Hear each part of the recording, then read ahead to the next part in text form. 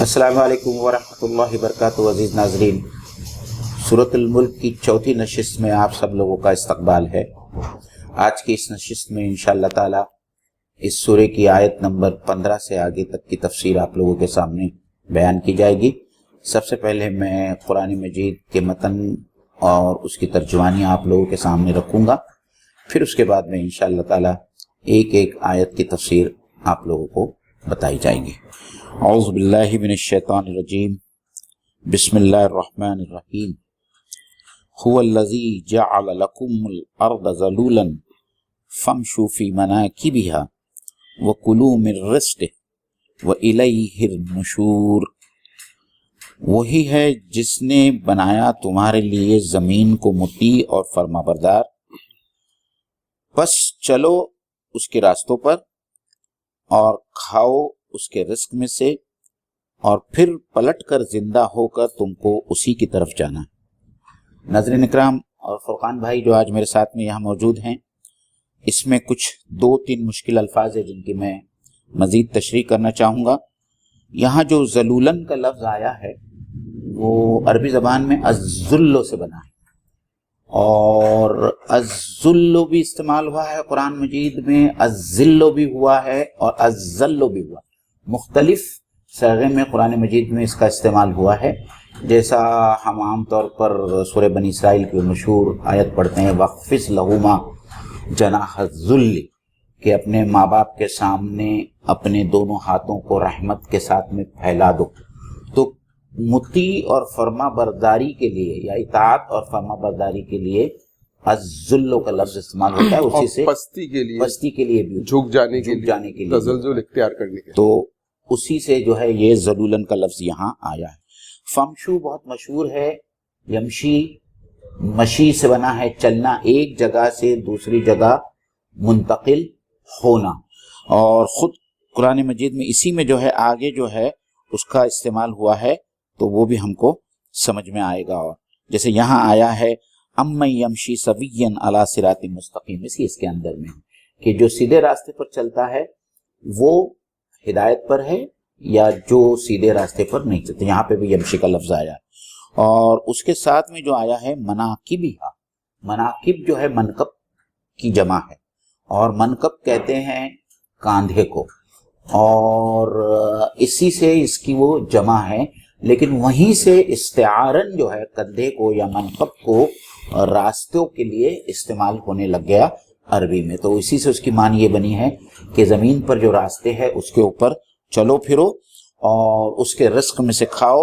وَإِلَيْهِ النُّشُورُ، نشور جو بنا ہے نشر سے بنا ہے، ہم اردو زبان میں بھی نشر بولتے ہیں، پھیلانا، عام کرنا، اور اسی سے عربی زبان میں جیسا کہ کہتے ہیں نشر المیت نشورا، کہ مردہ زندہ کر دیا گیا یا مردہ زندہ ہو گیا، تو اسی سے جو ہے دوبارہ زندگی دیے جانے کا مطلب اس سے نکلنے لگا کہ اور اسی کی طرف زندہ ہو کر ہم کو پلٹ۔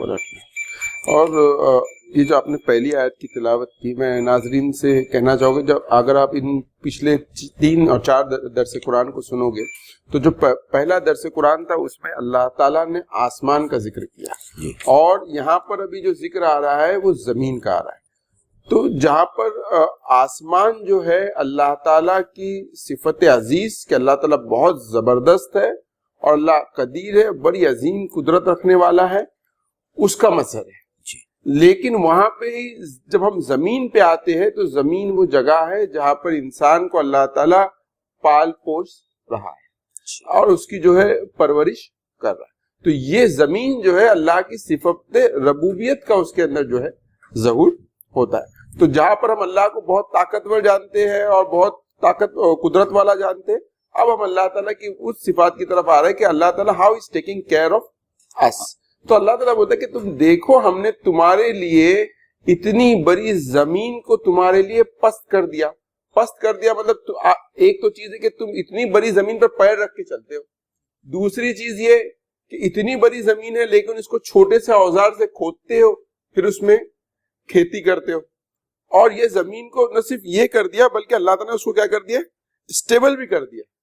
مٹی کر دیا. ایسا نہیں کہ زمین تم کو لے کر ہل رہی ہے, یعنی وہ خود اتنی تیزی سے اپنے اس کے محور پر گردش کرتی ہے, لیکن اس کے باوجود اللہ تعالیٰ نے اس کے اندر ایسے انتظامات کر دیے ہیں کہ اس کی نہ حرکت کا ہم کو احساس ہوتا ہے, نہ ہی ہم اٹھا کر سینٹریفیوگل فورس کی وجہ سے پھینک دیے گا. جیسے دوسری جگہ اللہ تعالیٰ نے قرآن میں کہا کہ یہ زمین کو ہم نے آپ کے لیے مہد بنایا.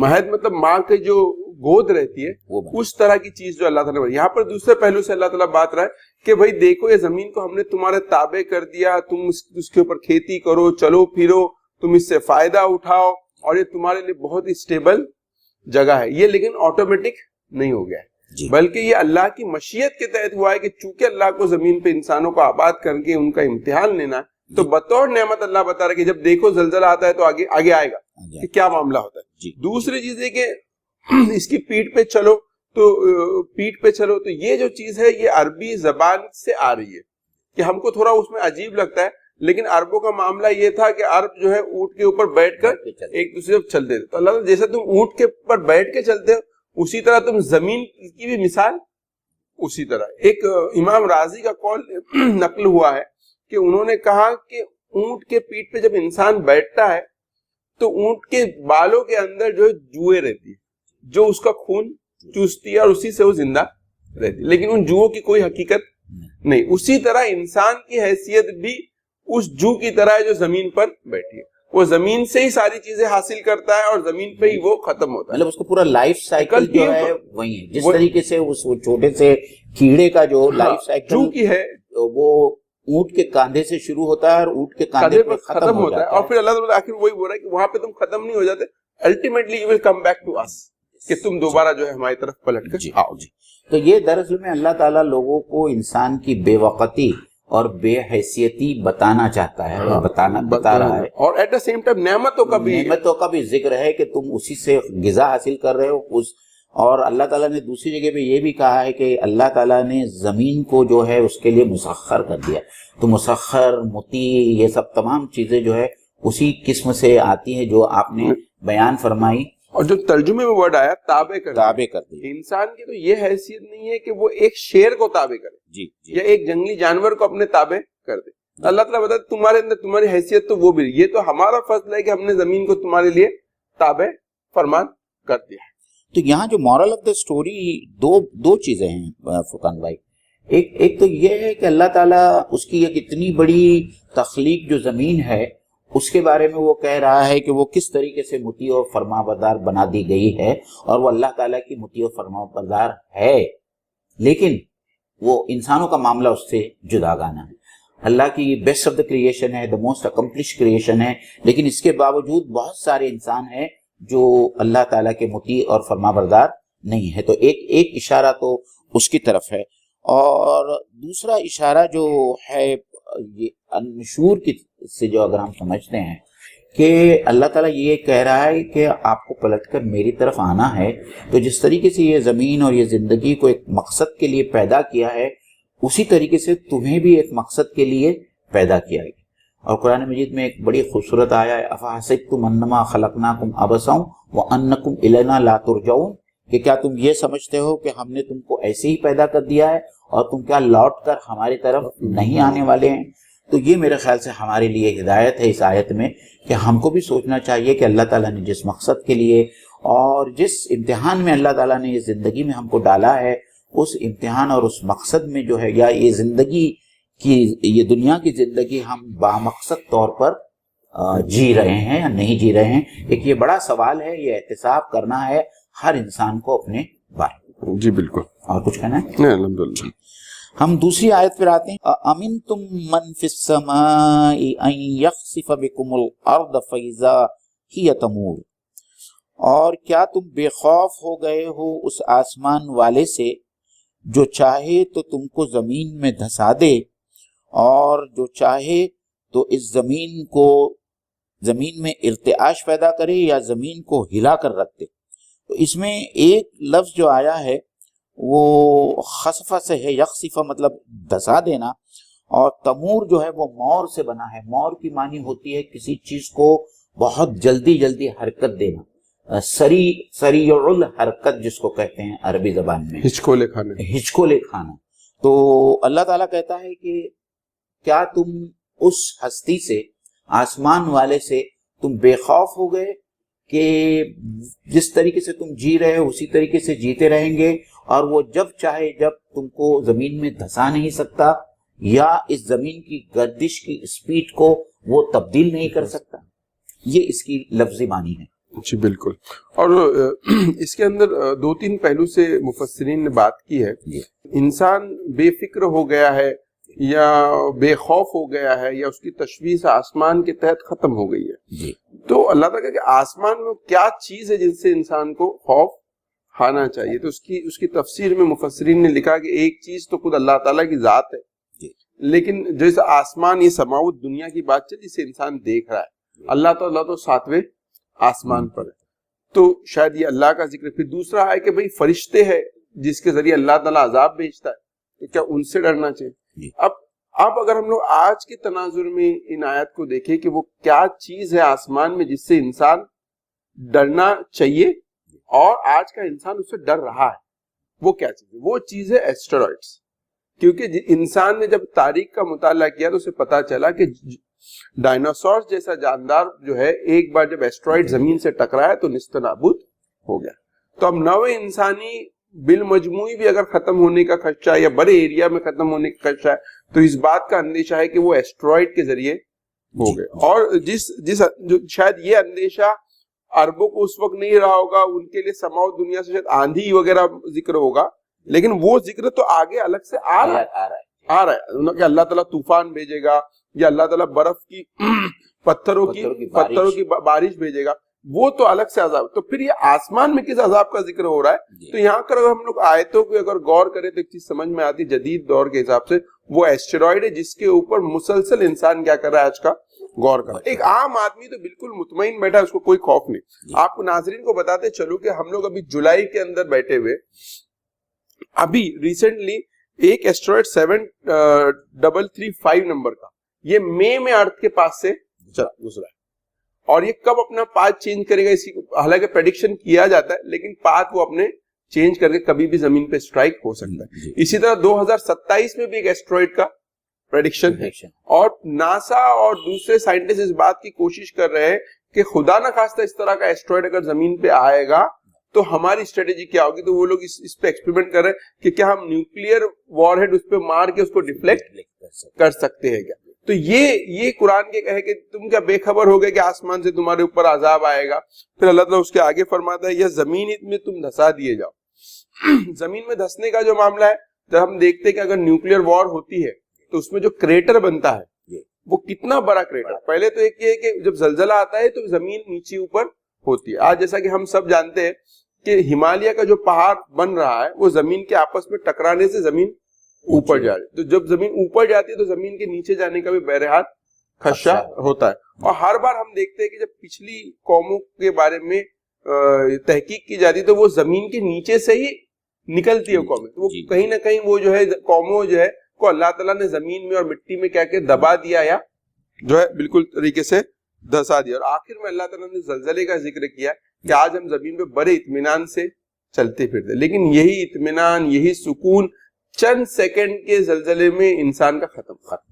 वो कौम जो कोई बड़े जलजले से दो चार होती है और वो जमीन पे जिस तरह समंदर पे लहरें उठती है, उसी तरीके से जमीन पे जब लहरों को उठते हुए देखते तो उनको वो इत्मीनान और वो कॉन्फिडेंस जमीन पर बाकी नहीं। तो अल्लाह ताला बताता है कि तमाम तर चीजें जो है हमारी नेमतों में से है कि हमने तुम्हारे ऊपर आसमान बनाया है जो तुम्हारी एस्टेरॉइड से हिफाजत करता है। वहीं पे अल्लाह ताला फरमाता है कि जमीन को स्टेबल बनाया, आपको धंसने नहीं दिया जा रहा है। और तीसरी चीज ये कि जमीन में जलजले भी नहीं आ रहे, तो ये अल्लाह ताला की रहमत का ही सब जो है मजा। तो इन तमाम चीजों से इंसान को डरना चाहिए। अल्लाह ने एक बड़ी प्यारी आयत कुरान मजीद में लाई है। अल्लाह ताला कहता है कि या अय्युहल इंसानु मा गर्रका बिरब्बिकल करीम, कि ए इंसान तुझे इस करीम रब के बारे में किस चीज ने जो है धोखे में रखा है। तू ये समझता है कि उसकी जो रहमतें जारी व सारी है तो वो हमेशा जारी व सारी रहेगी, ऐसा नहीं है। अल्लाह ताला का अजाब के बारे में एक सुन्नत है अल्लाह ताला की, और वो सुन्नत उस वक्त कार फरमा होगी जब उसका वक्त आएगा।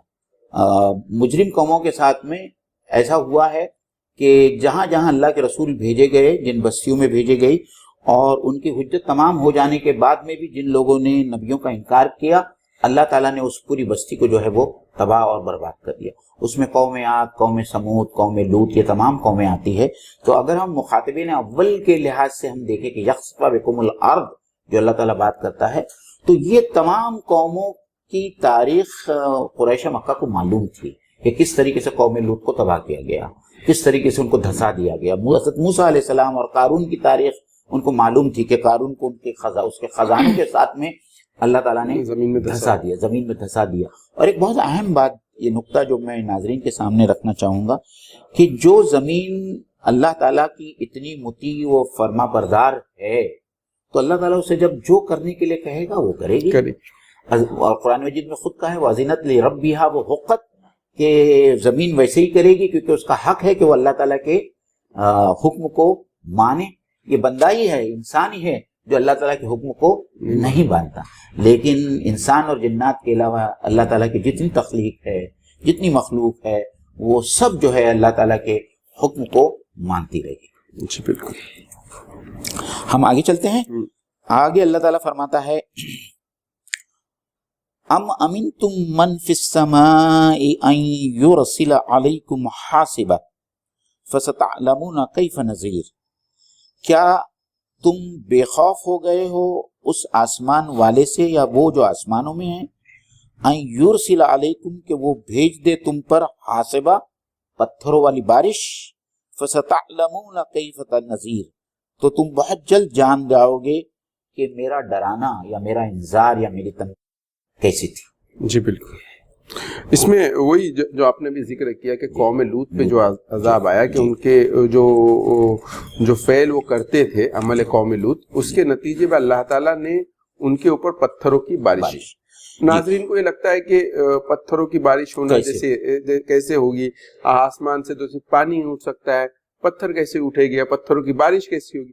یہ تمام تر چیزیں آج کے دور میں تو ہمارے لیے سوال نہیں بن سکتی، کیونکہ اگر آپ کے ہاتھ میں موبائل ہے، آپ سمپل لیجئے کہ جب آتش فشاں پھوٹتا ہے یا والکینو پھوٹتا ہے تو اس کی وجہ سے جو لاوا نکلتا ہے سلفر کا، اور وہی جو ہے بعد میں جب وہ اوپر کرسٹلائز ہو کے وہی پتھر جو ہے زمین پہ گرتے، تو یہ اب ایک دم نون فیکٹ ہے جس کو قرآن میں ذکر کیا جا رہا ہے۔ اور اگر اس کے بارے میں اور معلومات چاہیے تو ہم جو ہے پومپائے کی جو ہسٹری ہے، ایک رومن لیجنڈ تھا کہ بھئی پومپائے کر کے کوئی شہر تھا جو بعد میں جو ہے آتش فشاں پھوٹنے اور پتھروں کی بارش کی وجہ سے جو ہے ختم ہو گیا، اور ان کی پوری ہسٹری جو ہے پورا شہر ابھی انہوں نے اس کو جو باہر نکالا ہے، تو وہ شہر کے اندر جو اخلاقی برائیاں تھی وہ بھی بالکل کھل کے عیاں ہو گئی۔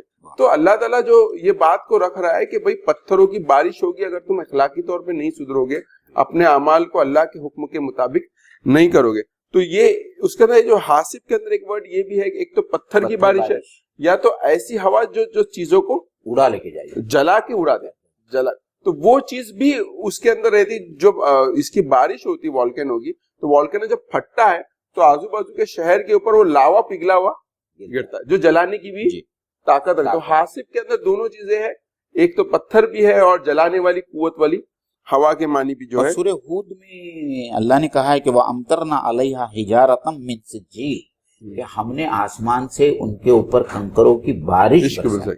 تو پہلے بارش بھی برسائی، پھر ان کو تہوبالا کر دیا، اور پوری کے پوری قوم لوط آج بھی جو ہے ان کا مسکن جس کو ہم بحر مردار کہتے ہیں، ڈیڈ سی کہتے ہیں، میرا وہاں جانے کا اتفاق ہوا ہے، اس پورے جھیل کے نیچے جو ہے قوم لوط کی بستی جو ہے وہ تباہ کر کے رکھ دی گئی۔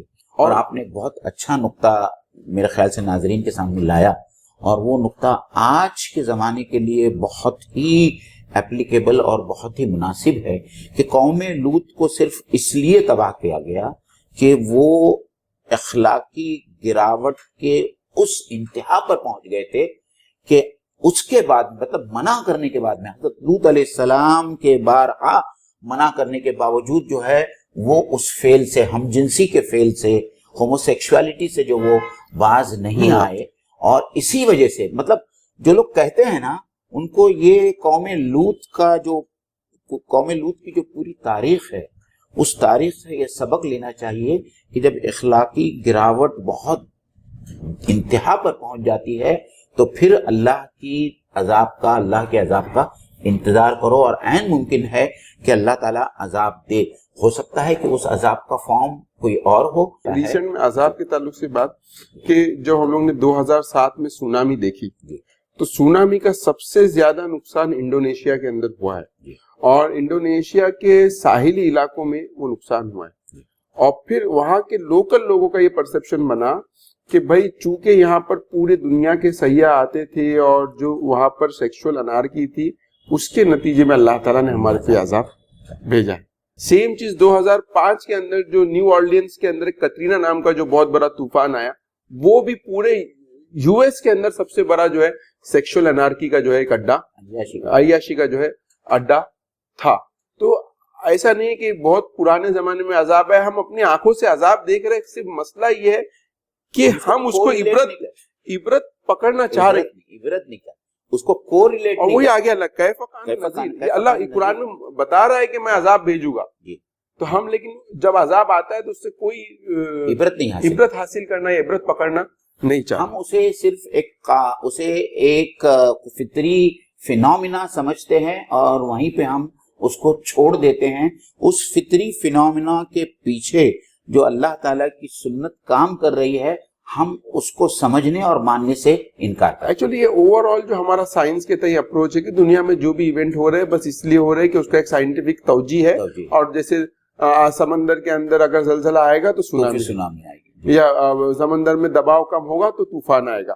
لیکن یہ فطری توجیہ اس چیز کی حقیقت تک پہنچنے میں ہمارے بادھا بنتی ہے کہ ہم اس حقیقت کو پہنچائے کہ اللہ چونکہ ہر چیز کا کرنے والا ہے، اس نے اس کام کے کرنے کے پیچھے اس کی کیا وجہ، اس کی منشا اور مقصد کیا ہے. جب تک کہ ہم اللہ کو جب مائنس کر کے اگر ہم چیزوں کو ایونٹ کو دیکھیں گے تو ہم اس سے کوئی عبرت حاصل نہیں کر سکتے. اللہ کو ہم ایڈ کرتے ہیں ہمارے چیزوں کے انالیسس میں تو سمجھ میں آتا ہے کہ وہاں پر ایونٹ جو ہے کیا ہوا. اب اگر ہم ہندوستان کے پرسپیکٹیو میں بھی دیکھیں تو ہندوستان کے نیکسٹ 20 ایئرس کے اندر جو پریڈکشنز آ رہے ہیں وہ بہت ہی ڈینجر پریڈکشنز ہیں، کیونکہ انڈیا جو ہے ٹوٹل کے ٹوٹل ہمالین گلیشیئرز کے اوپر ڈیپینڈنٹ ہے.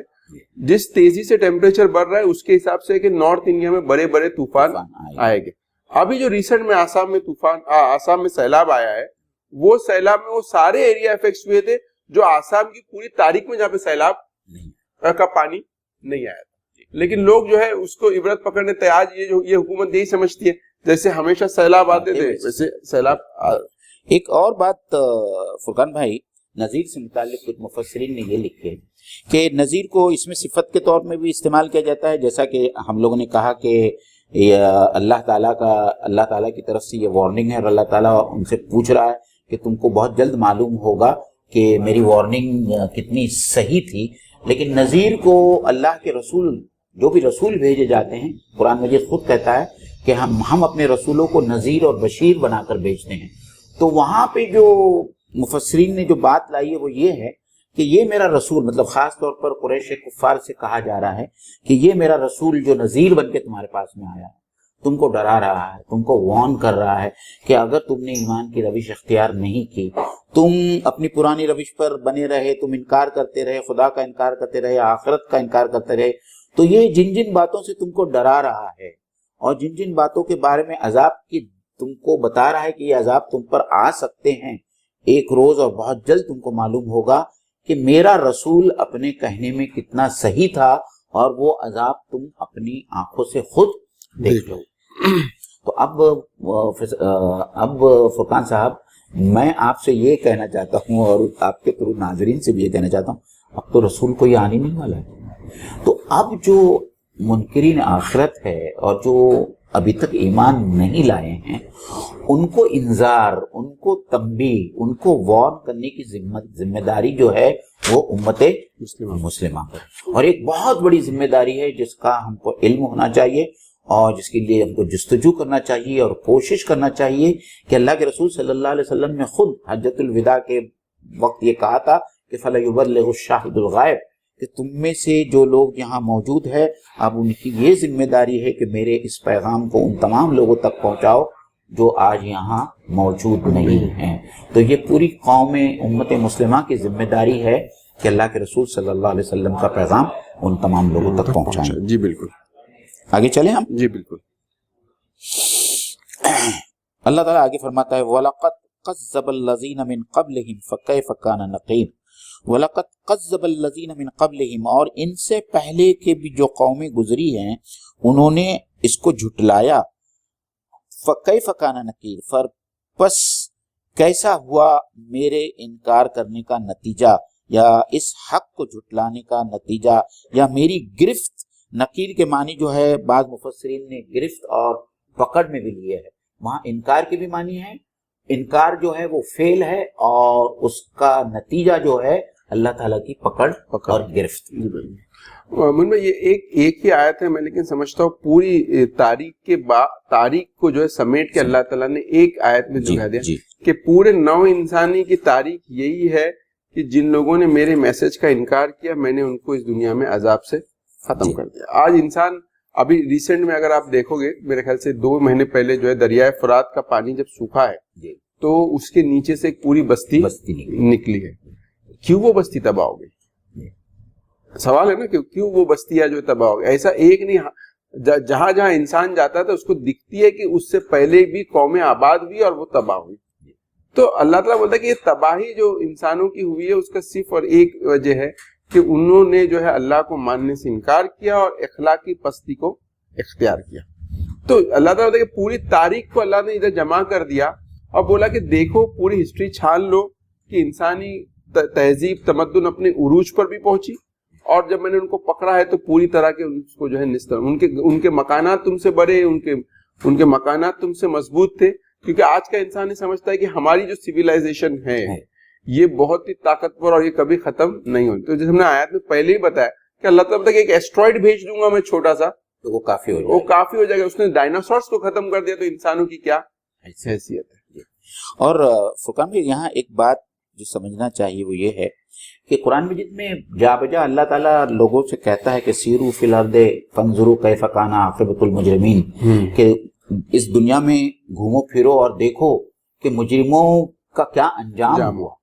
تو اللہ تعالیٰ ہم سب سے کہہ رہا ہے، سارے انسانوں سے کہہ رہا ہے کہ کیا تم دیکھتے نہیں کہ ہم نے مختلف قوموں کو کس طریقے سے تباہ اور برباد کیا اور ان کے اوپر عذاب بھیجا. اور میرے خیال سے ایک بڑی آیت اور میرے خیال سے کہ بڑی ایک نشانی ہم سب لوگوں کے سامنے، آج کے انسانوں کے سامنے فرعون کی ممی ہے. فرعون جو اپنے زمانے کا ایک زبردست بادشاہ تھا، اس کی اپنی سلطنت تھی، اس کی اپنی فوج تھی، لیکن اس کی فوج اور وہ سلطنت اس کے کسی کام نہیں آئی.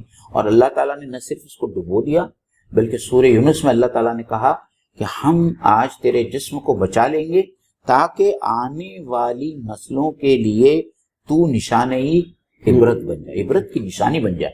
اور آج فرعون دوم جو رمسیس 2 تھا اس کی یہ ممی آج بھی مصر کے کائرو کے میوزیم کے اندر موجود ہے اور ہر کوئی جا کر اس کو دیکھ سکتا ہے اور عبرت حاصل کر سکتا ہے. تو قرآن مجید جا بجا لوگوں کو مخاطب ہو کر اللہ تعالیٰ لوگوں سے کہتا ہے کہ تم ان تمام واقعات سے، تمام جو ہسٹوریکل ایونٹس ہوئے ہیں، اس سے عبرت. اور اس میں ایک دوسرا پہلو بحیثیت مسلمان اور جو اسٹوڈنٹس اس پروگرام کو سن رہے ہوں گے ان کے لیے بھی ہے کہ ہم یہ سوچے کہ اگر ہم کو قرآن کا اسٹوڈنٹ بننا ہے تو قرآن ہم کو اس بات کی تعلیم دے رہا ہے. پہلے جیسے بات ہے کہ ہم ایسٹرولوجی کی اسٹڈی کریں، وہیں پہ ہم ہسٹری کے بھی جو ہے اسٹوڈنٹ بنے. آج دنیا میں جتنی بھی تاریخی ڈسکوریز ہو رہی ہارڈلی کوئی اس میں مسلمان جو ہے کنٹریبیوٹ. تو اگر ہمارے لوگ اس میں آئیں گے نہیں، ایمان والے اس تاریخ کا مطالعہ نہیں کریں گے تو کیسے ممکن ہے کہ وہ اخلاقی پستی کے جو ایسپیکٹس ہے اس کو تاریخ کے پیرائے میں بیان کریں. میں اس حیثیت سے بول رہا ہوں کہ جہاں پر فار ایگزامپل لیجیے ڈاکیومنٹریز لیجیے پومپائی کے بارے میں. پومپائی میں بتایا جا رہا ہے کہ وہاں پر کس طرح کی جنسی بیرا روی ہوتی تھی، لیکن اس کے نتیجے میں جو ظلم سوسائٹی میں پیدا ہو رہا تھا اور اس کے نتیجے میں جو انارکی پیدا ہو رہی تھی اس کے بارے میں وہ ہسٹورین کوئی بات نہیں کر. کیوں نہیں کر رہے؟ کیونکہ وہ ایمان والے نہیں. لیکن یہی ایسپیکٹس یہ ہے کہ اس میں کئی سارے ایویڈنس ہو گئے جو ان کے اخلاقی زوال کو بھی ظاہر کر دے، لیکن اب ان کو اسٹڈی کرنے والا کوئی نہیں. تو बहैसियत मुसलमान हमारा फरीजा है कि जहाँ पर हम दूसरे इल्म की तरफ तवज्जो देते, वही हिस्ट्री की तरफ भी हम लोग जो है तवज्जो दें और उसके स्टूडेंट बनने की कोशिश करें। हम आगे की एक आयत लेते हैं इंशाअल्लाह ताला, और ये इस आयत से मुझे बड़ा शगफ है। मैं इंशाअल्लाह ताला हम लोग कोशिश करेंगे कि इस आयत का हक अदा कर सके। अल्लाह ताला आयत नंबर 19 में कहता है, अवलम यरो इलत तैरी फौकहुम साफातिम व यक़बिज़न मा युमसिकुहुन्ना इल्ला अर्रहमान इन्नहु बिकुल्लि शैइन बसीर।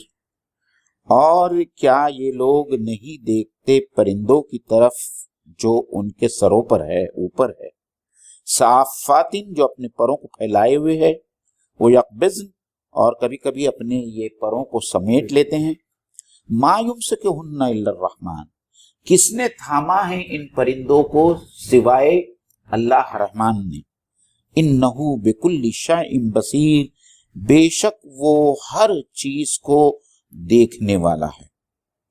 यहाँ यक़बिज़ना और साफात से जो मुराद है कि परों का फैलाना, सफ मतलब सफ सीधी सीधा रखना, जब परों को वो सीधा रखते हैं, और कभी कभी वो अपने परों को सुकेड़ लेते हैं, उसको यक़बिज़ना कहते हैं। तो ये हमारा आम मुशाहिदा है कि परिंदे जब उड़ते हैं तो कभी कभी जो है वो अपने परों को सीधा रखते हैं और कभी कभी सुकेड़ लेते हैं। और उसके बाद में अल्लाह कहता है कि कौन है जो इनको थामे। ये एक ऐसा मुकाम है कुरान का जिसके बारे में हम ये कह सकते हैं कि कुरान में जो दूसरी मुकामात पे अल्लाह ताला ने फरमाया कि यही कुरान है जिससे हम बहुतों को हिदायत देते हैं और बहुतों को गुमराह करते हैं।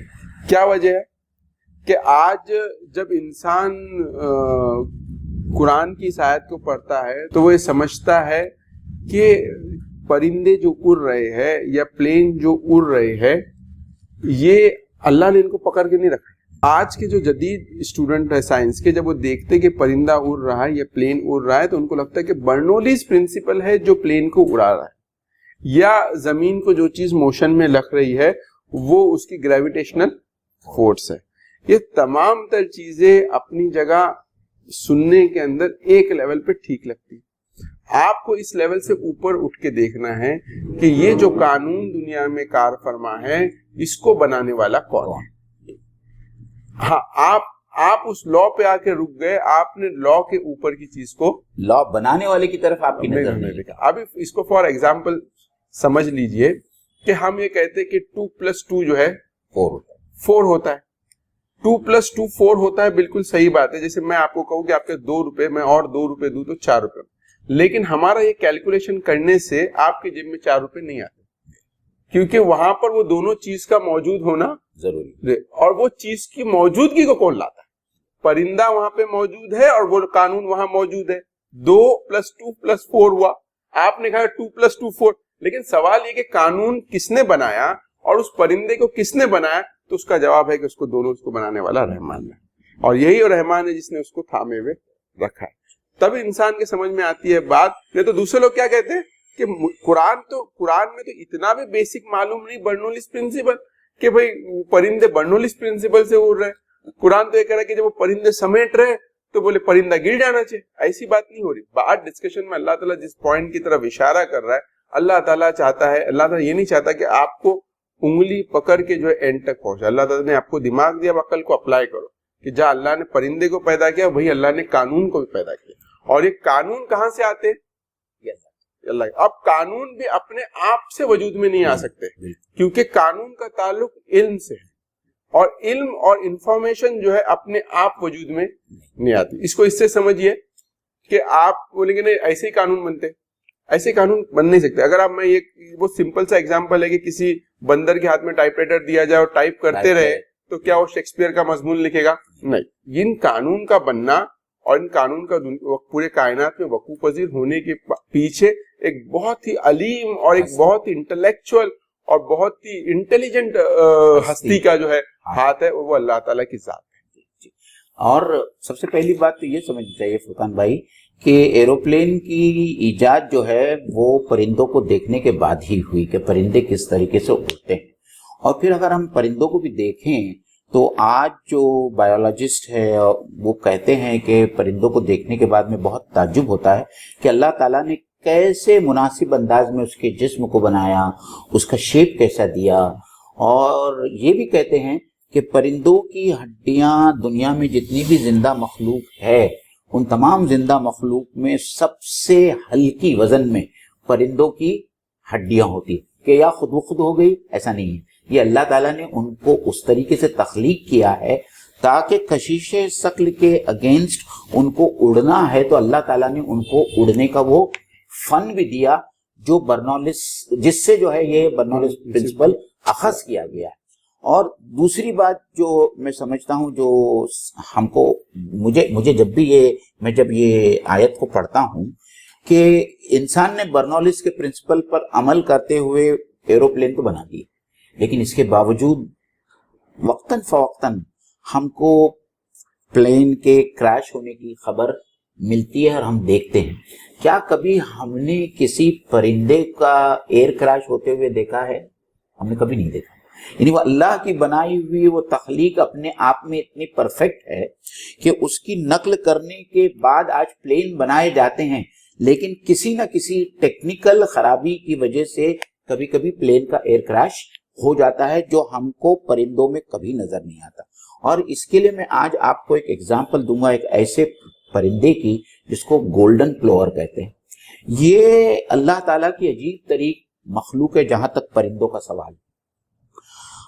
पर साइंसदां हैरान है कि वो किस तरीके से ये करते हैं। सर्दियों के दिनों में इनका पूरा झुंड के झुंड, पूरा कारवां जो है वो सर्द ममालिक से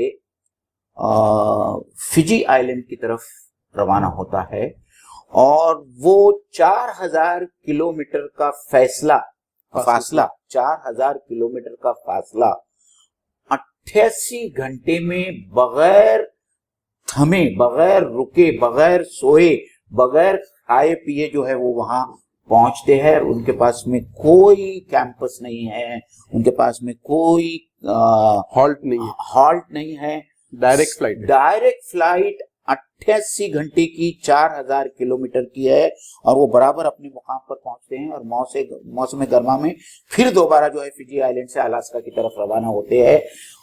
साइंसदां इस बात पर हैरान है कि बगैर नींद लिए और बगैर सो के जो है वो 80 घंटे और 88 घंटे का सफर किस तरीके से। तो माँ युमसे कहन्ना इल्ला रहमान, कौन है रहमान के अलावा जो उनको थामे हुए। और यही बात देखिए हमको दुआ में जो सिखाई हुई, हमको जब हम किसी सवारी पर सवार होते हैं तो हमको जो दुआ सिखाई गई है, सुब्हानल्लज़ी सख्खर लना हाज़ा वमा कुन्ना लहू मुक़रिनीन, के वो जात है बिना ऐब की जिसने इस सवारी को हमारे लिए मुसख्खर कर दिया है, वरना हम इस सवारी के ऊपर जो है काबू पाने वाले नहीं थे। जो लोग एयरप्लेन से सफर करते हैं उनका अपना तजुर्बा वो बताएंगे कि कभी कभी जो है जब एयर पॉकेट आता है और एरोप्लेन बहुत तेजी से जो है नीचे उतर जाता है तो सब लोग जो है अपना काम धंधा छोड़कर जो फिल्म वो लोग देखते होते हैं उसको बंद करके हर कोई अल्लाह को याद करता है। मुसलमान अल्लाह को याद करते हैं, कोई ईश्वर को याद करता है, कोई क्राइस्ट को याद करता है, लेकिन सब लोग जो है और जो खुदा को नहीं मानता वो बोलता है कि अगर कोई खुदा होगा तो बचा जो कोई खुदा अगर होगा तो कोई बचाए। तो वहां जो ये मैं जो आयत कहता हूं ना कि हम जो है बगैर मानी जाने जो है कुरान मजीद की आयत को पढ़ लेते हैं, लेकिन उसमें कितना गहरा मफहूम है कि हम जब घोड़े पे बैठे, हम मोटर पे बैठे, हम प्लेन में बैठे, तो हम ये जाने कि ये पूरी के पूरी सवारी जो है अल्लाह ताला के कब्ज़े कुदरत में है। वो जब चाहे वो उसको गिरा सकता है, जब चाहे हमारे कार का ब्रेक फेल हो सकता है और हम एक्सीडेंट के शिकार हो सकते हैं। इसलिए इस सवारी पर सवार होने से पहले अल्लाह ताला ने हमको और अल्लाह के रसूल ने हमको ये इतनी प्यारी दुआ सिखाई है कि अल्लाह ताला ये सब तेरे हाथ में है, तेरे कब्ज़े कुदरत में है, वरना हम इसको काबू में करने वाले नहीं थे। इन्नहु बिकुल्लि शैइन बसीर। इसमें एक नुक्ता जो और भी आता है वो ये आता है कि कानून, एक तो कानून का पूरे फिजिक्स का तरीका ये है सोचने का कि दुनिया जो है घड़ी की तरह है, जो मशीन है जो अपने अपने हिसाब से पुर्जे उसके हिल रहे हैं और चीजें चल रही है। तो दुनिया का एक मशीन मॉडल है اور وہ مشین ماڈل نیوٹنز کے زمانے سے چلا آ رہا تھا. لیکن اب ہم دنیا میں اس مقام پر پہنچے جہاں پہ کوانٹم کی بات ہو رہی ہے. کوانٹم اس طریقے سے نہیں ہے جیسا مشین. اس میں فرق کیا ہے آپ کو اس مثال سے سمجھیے کہ اگر ایک شیشہ ہے اور ایک پتھر ہے, میں پتھر کو اگر شیشے میں ماروں گا تو ضروری نہیں کہ وہ پتھر سے شیشہ ٹوٹ جائے. اگر میں 100 بار ٹرائی کروں گا تو شاید 95 بار ٹوٹے گا, 5 بار نہیں ٹوٹے گا. اور اس 5 بار نہیں ٹوٹنے کا کوئی ریزن ہمارے پاس, حالانکہ شیشے بھی سیم کوالٹی کے, پتھر کا فورس بھی اگر سیم ہو. جیسے ہمارا ڈے ٹو ڈے ایکسپیرینس لے لیجئے, ایک ماچس کی تیلی ہے, ماچس کا باکس, ہم جلاتے کبھی کبھی جلتی ہے کبھی نہیں جلتی, سیم ماچس ہے, سیم اس کا فرکشن ہے, اس کو یوز کرنے والا بھی سیم ہے. تو اس کو بولتے ہیں کہ ہمیشہ جب کوئی بھی قانون کے نتیجے میں جو نتیجہ نکلتا ہے, آؤٹ کم ہے, وہ ضروری آؤٹ کم کے لیے ہمیشہ وہ چیز کسی چیز کی محتاج ہے, اور وہ ہے اللہ تعالیٰ کی ذات. مطلب آپ یہ سمجھ رہے ہیں کہ برنولیز پرنسپل پہ چیزیں اڑتی ہے, لیکن یہ پرنسپل تو موجود ہے, لیکن اس کا نتیجہ جو اللہ کی ذات پیدا کرتی ہے. جیسے فار ایگزامپل لیجیے کہ معجزات, ابراہیم علیہ السلام کو آگ میں ڈالا گیا, آگ روٹینلی جلاتی ہے, لیکن ابراہیم علیہ السلام پہ آگ اللہ نے کہا کہ تو ٹھنڈی ہو جا. ابراہیم علیہ السلام آگ میں تو گئے, لیکن ان کو اس نے نقصان. اور ہم اپنی زندگی میں دیکھتے کوئی گھر جل جاتا ہے, لیکن اس میں سے بچہ جو ہے صحیح سلامت بچ جاتا ہے. تو یہ جو کاز اینڈ ایفیکٹ کے بیچ میں ایک ذات موجود ہے, وہ اللہ تعالیٰ کی ذات موجود ہے. سائنس یہ کرتا ہے کہ آپ کو وہ ذات سے مائنس کروا دیتا ہے, تو دنیا آپ کو لگتی ہے کہ بہت 2+2 ہے اور ایک دم کانسیکوینشنل ہے, کہ اگر آپ کی زندگی میں سب برا چل رہا ہے تو آگے برا ہوتے جائے گا اور سب ختم ہو جائے گا. لیکن جب اللہ پہ آپ ایمان رکھتے ہو تو آپ ایک امید پر ایمان لاتے ہو کہ اس کو آپ کی زندگی میں کتنا بھی برا کچھ چل رہا ہوگا, لیکن یہ امید ہے کہ یہ کتنے بھی بروں کو اگر آپ ایڈ کرو گے تو انجام اچھا نکلنے کی امید ہے, کہ اس کے بیچ میں وہ ذات ہے جو اس کو تبدیل کرنے کی قدرت رکھتی ہے. کاز اور ایفیکٹ کے بیچ میں جو ہے وہ خدا کی ذات ہے. تو یہ بھی ایک پرسپیکٹو ان آیات کو سمجھنے کا کہ یس پرندے برنولیز پرنسپل پہ اڑ رہے, لیکن اس لا کو ان پرندوں پہ اپلائی کرنے والی ذات رحمان کی, کہ اس کے ایفیکٹ پیدا کرا, پرندے آسمان میں جو ہے رکے ہوئے. اور آپ نے جو بات کہی, وہ جو پورا وہ جو مائگریشن ہوتا ہے, اس کے اندر اتنے سارے معجزات اللہ تعالیٰ کے, کہ ان کو کیسے معلوم ہے کہ فجی آئلینڈ ادھر ہے, ان کو کیسے معلوم ہے کہ ہم کو کس ڈائریکشن میں ٹریول کرنا ہے, اور پھر وہ ٹریول ایک سائڈ پہ کرتے, ریٹرن بھی اپنے مقام پہ برابر آتے. اور 80 گھنٹے ان کا دماغ جاگا رہتا ہے. وہ کس طرح پھر یہ سوال پیدا ہوتا ہے کہ جو ینگسٹرز ہے جو اس سے پہلے نہیں گئے, وہ بھی اپنا فلاک بنا کے فیوجی میں کیسے پہنچتے. تو ایسے کئی سارے سوالات ہیں جس کے بارے میں ہم یہی کہہ سکتے کہ یہ اللہ تعالیٰ کی صفت کا مظہر ہے. بہرحال ان کے پیچھے بہت سارا سائنس ہے, لیکن اس سائنس اور اس علم کے پیچھے جو خدا بابرکت کی ذات ہے. امید ہے کہ اللہ تعالیٰ جو ہے ہم کو اس قرآن کو صحیح طور پہ سمجھنے اور بالخصوص آج کے دور میں قرآن جن اشارات کو دے رہا ہے, ایسٹرولوجی کے بارے میں, تاریخ کے بارے میں, فزکس کے بارے میں, کیمسٹری کے بارے میں, بایولوجی کے بارے میں, ہم اس کے بھی اسٹوڈنٹ بنے اور ہم اس قرآن کے بھی اسٹوڈنٹ بنے, تاکہ ہم اس دین اور دنیا کے علم کا جو تفاوت اور جو ڈفرنس پیدا اس کو دوبارہ جوڑ کر اس علم کو جو ہے خدا کی معرفت کا ذریعہ بنائیں. اور اللہ تعالیٰ سے دعا ہے ہم کو کہنے سننے سے زیادہ عمل کرنے کی توفیق دے. آمین.